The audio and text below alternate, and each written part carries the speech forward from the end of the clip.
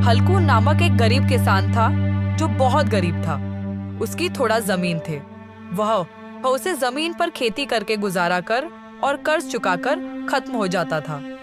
हल्कू मजदूरी कर 3 पैसा इकट्ठा किया था ताकि कंबल खरीदकर खेत में पूस रात बिता सके और अपने फसल को अच्छी तरह से देखभाल कर सके। लेकिन हल्कू को कर्ज वाले तंग कर रहा था। एक दिन कर्ज वाला उसका घर में चला आया। हल्कू, अभी तक मेरा कर्ज को क्यों नहीं चुकाया? मैं तुम्हारा खेत को छीन लूंगा। मालिक, मेरा पास मात्र 3 पैसा है। मैं इसे कंबल खरीदूंगा। मैं अपना कर्ज नहीं दे पाऊंगा। हल्कू, तुम अभी कर्ज नहीं दिया तो मैं तुम्हारा खेत और बैल दोनों छीन लूंगा।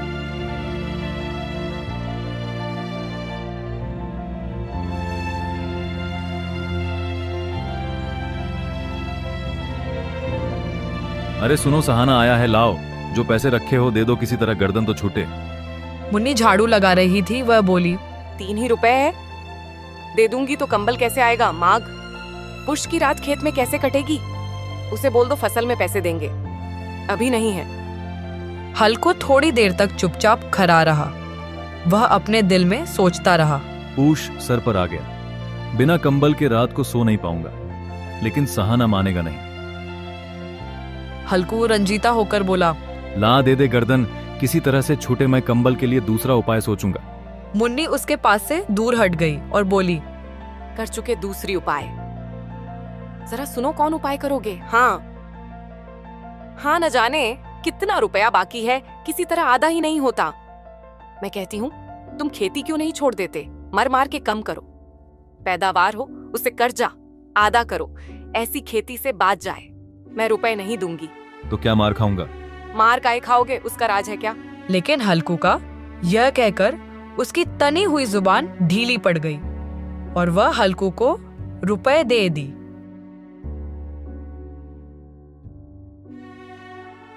पूस की अंधेरी रात आकाश के तारे भी ठूठुर तय होते नजर आते थे। हल्कू अपनी बस के खटोले पर सोया हुआ था और ठंड के मारे कांप रहा था। उसे खटोले के नीचे उसका दोस्त जबरा था, जो वह भी ठंड के मारे कांप रहा था। हल्कू ने घुटनों को लिपटा के कहा, क्यों जबरा ज़ारा लगता है? तू यहाँ क्या लेने आया है? अब खा सर्दी, मैं क्या करूं? अब रो। जबरा ने लेटे लेटे दुम हिलाई। हल्कू ने अपना हाथ जबरा के पिट में रखे कहा, कल से तुम मेरे साथ मत आना, नहीं तो ठंडी हो जाओगे। यह बछवा कहाँ न जाने कहाँ से बर्फ लिया आ रही है। उठो और आग तापो। हल्कू और जबरा दोनों ही आग ताप रहे थे।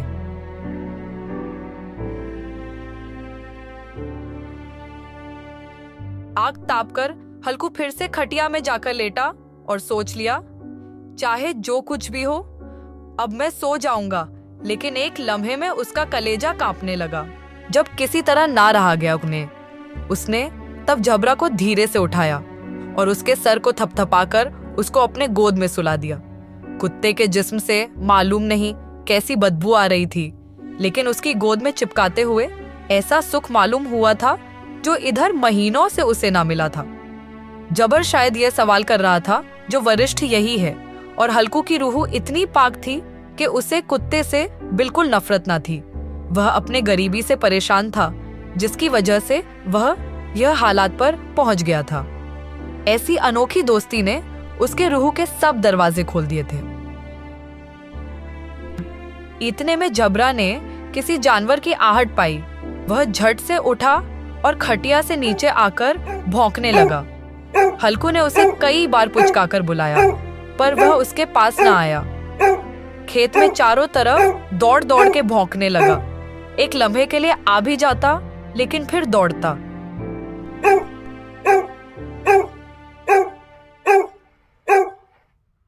एक घंटा गुजर गया।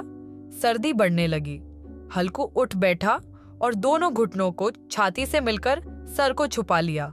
फिर भी सर्दी कम ना हुई। उसने उठकर आसमान की ओर देखा। अभी कितनी रात बाकी है? अभी 1 घड़ी से ज्यादा रात बाकी है। हल्कू के खेत से थोड़ी दूर के फैसले पर एक बैग था, पतझड़ शुरू हो गई थी। बाग में पत्तों का ढेर लगा हुआ था।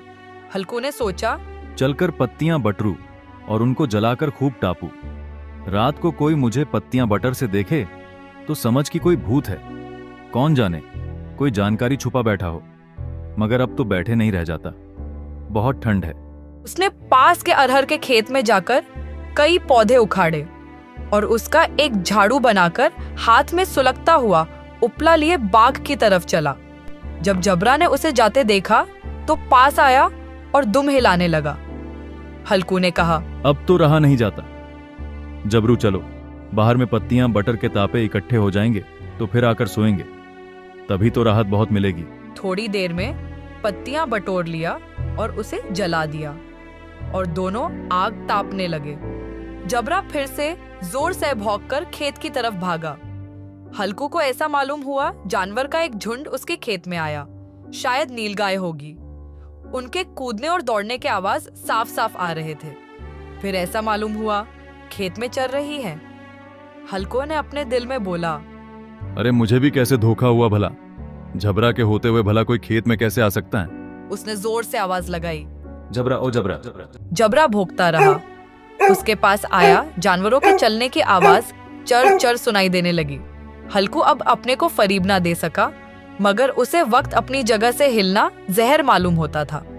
वह अपनी जगह से न हिला बैठे बैठे जानवरों को भगाने के लिए चिल्लाने लगा, लियो लियो लियो लियो हो हो लियो लियो लियो लियो लियो लियो लियो हो हो लियो लियो लियो लियो लियो लियो लियो हो हो लियो लियो लियो लियो लियो लियो लियो हो लियो लियो लियो। मगर जबरा फिर भौंका। अगर जानवर भाग जाते तो वह अब तक लौट आया होता। नहीं, भाग अभी तक चल रहे हैं। शायद वह सब भी समझ गए हैं ये सर्दी में कौन भीगा है जो हम लोगों के पीछे भागेगा। कैसी अच्छी खेती थी। सारा गांव इस खेती से जलता था। अब हल्कू से ना रहा गया। वह पक्का इरादा कर उठा और 2-3 कदम चला। बिच्छू के डंक जैसा झोंका का झटका लगा। फिर आग के सामने लौट आया और उधर ही सो गया और नीलगाय खेत का सफाया कर दिया। उठो जी उठो, आपने ये क्या कर दिया? आप खेत को अच्छे से देखभाल नहीं कर पाए। उठिए जी। क्या हुआ पगली? मेरा जान तो बची नहीं इस ठंडे से। क्या हम लोग खाएंगे क्या? आप हमें मजदूरी करके खिलाइएगा हम लोग को, नहीं तो कुछ भी करिए, हम लोग कैसे खाएंगे? हम लोग अपना गुजारा कर। हाँ, मजदूरी करेंगे। इस रात काम से अच्छा है कि मजदूरी करें। कम से कम रात में तो नहीं जागना पड़ेगा ना। हम मजदूरी